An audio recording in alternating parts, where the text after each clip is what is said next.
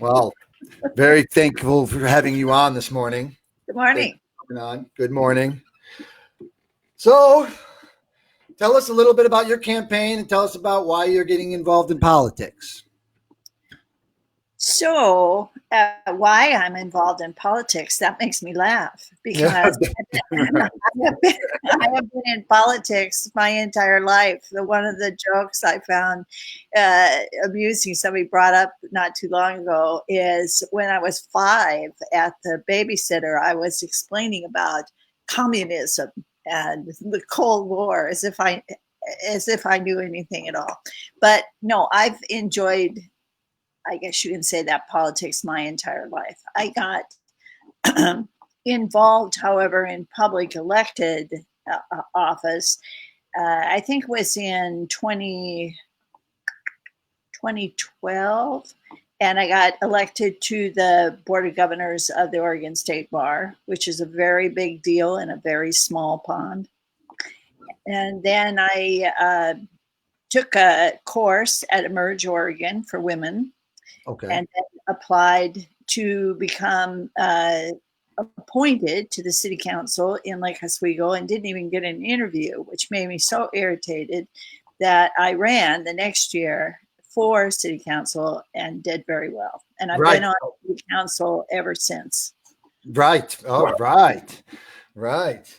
And now we're trying to move up. Well, yes, you have term limits. So you can stay as city councilor or you can apply to be mayor, which I determined was a good fit for me. Okay. So we have city council term limits?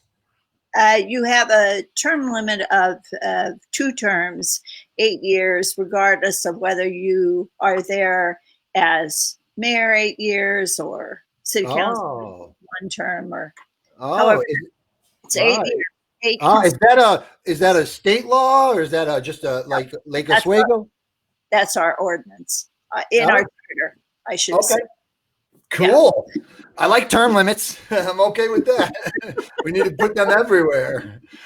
All right. So the plan is the mayor. So who's the current mayor? So our current mayor is Kent Studebaker, who is a good guy. He is very conservative, however. He is a property rights guy, a Tea Party guy. And he has been very respectful of me, but ideologically and as a person, I think he's great. As a philosophical matter, we rarely, but sometimes do see the same way.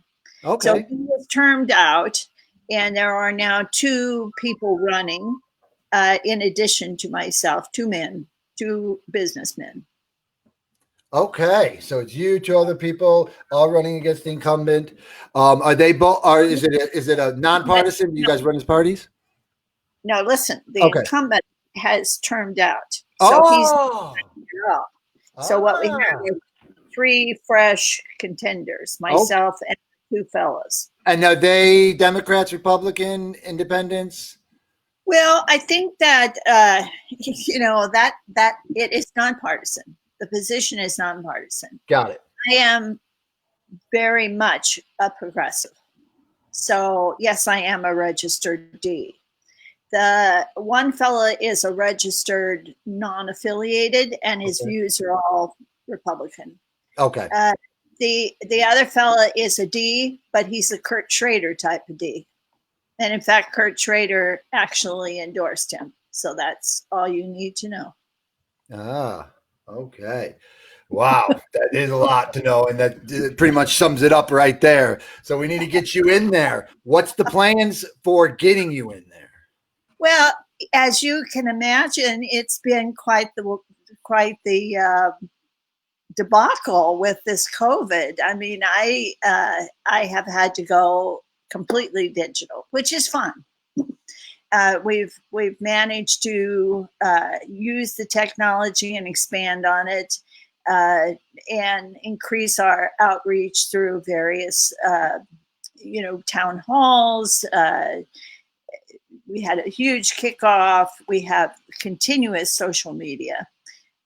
all of which helps a lot to get feedback. Some of which, Facebook, for example, is not very helpful in that it even though they say that you have a chance to target the geographical area that you're interested in, it'll be spewed all over the United States. And boy, I'm telling you, there are some very views in Arkansas, Texas, Mississippi.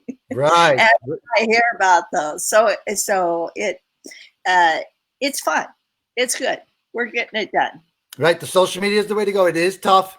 It is tough. The technology's new, but if we can stay up on that game, that's going to be a huge advantage for the progressive movement.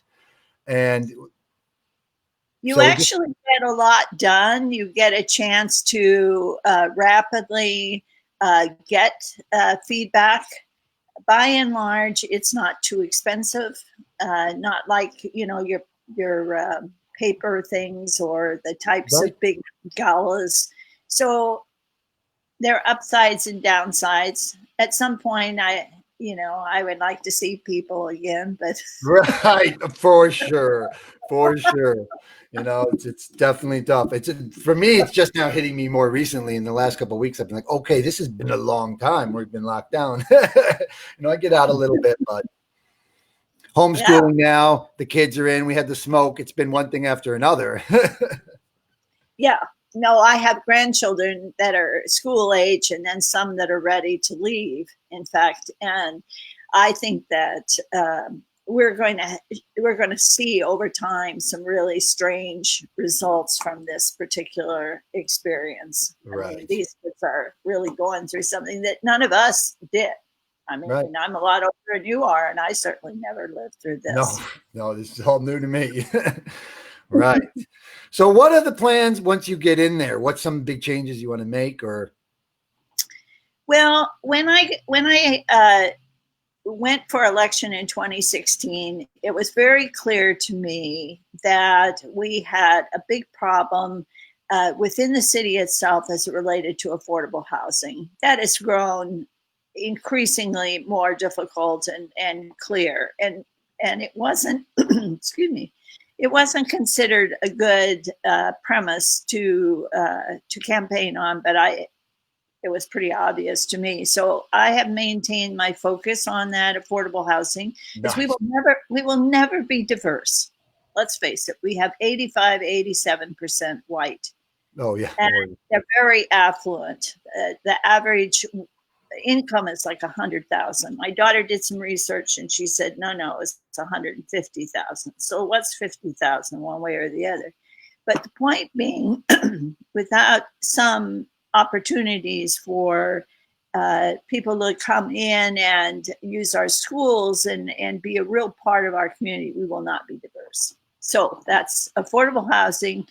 And the thing that I've spent the most time on outside of my council duties themselves was being on county, state, and regional committees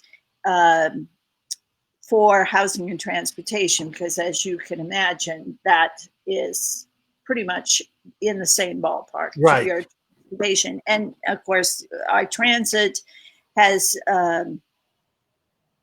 been,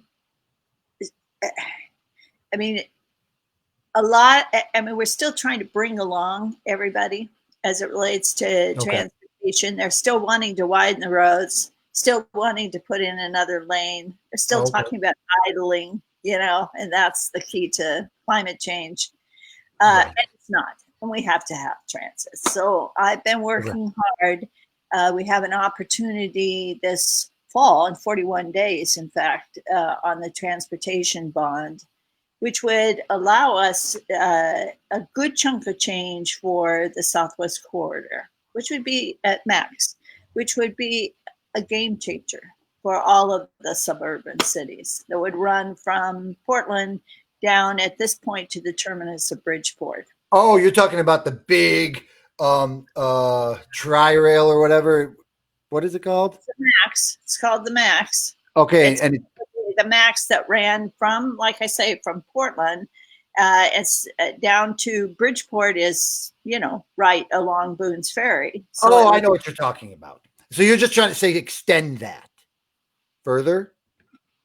No, it's just to build that. But later they'll extend that. But Okay. at the moment that hasn't been built. It'll go along Barber, but it will end for the time being at Bridgeport.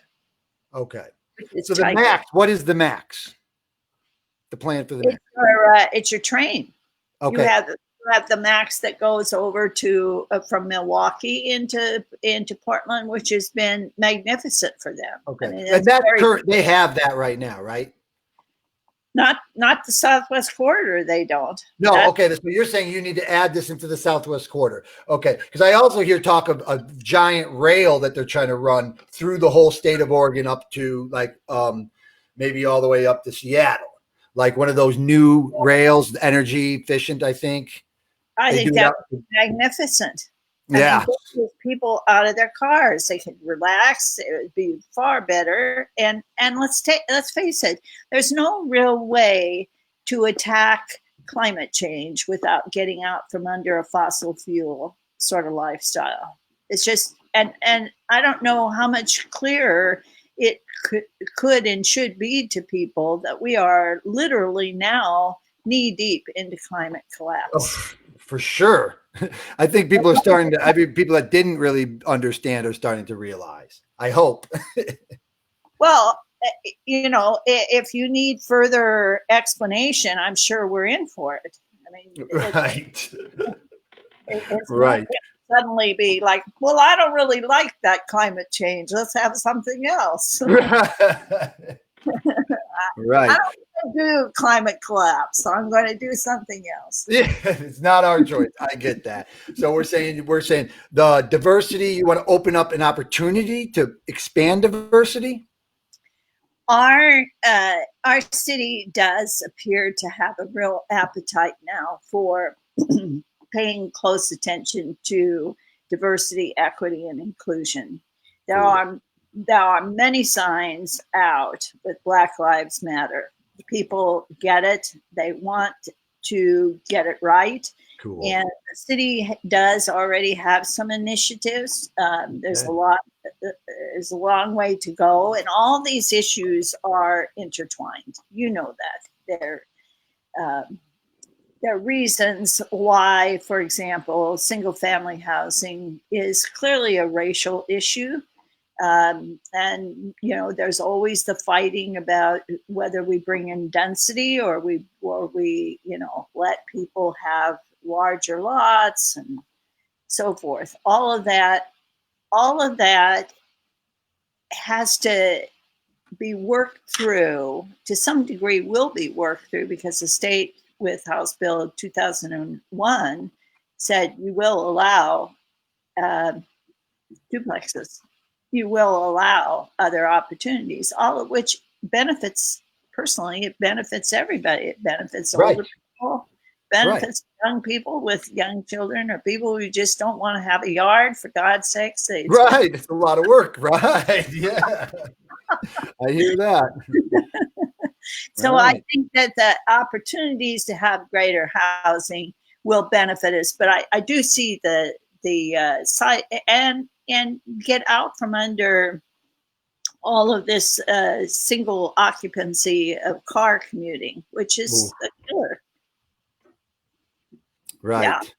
Right. All right. This is great. So let's see. I got your email right here for anybody that wants to go over and check you online. I'll have links also to your Facebook, and they can go over there and give you a like, follow your page, share some of the posts. And I'll be sharing this around. I want everybody in Lake Oswego to vote for Theresa Kohlhoff in November for mayor. 41 days. 41 days to go. Thank you very much, Theresa, for coming on. And I hope you win, and I hope to talk to you again soon, and we can move progressiveness forward in Oregon, okay? Absolutely. Thank you, Adam. Bye-bye. Bye-bye. Good morning, everybody.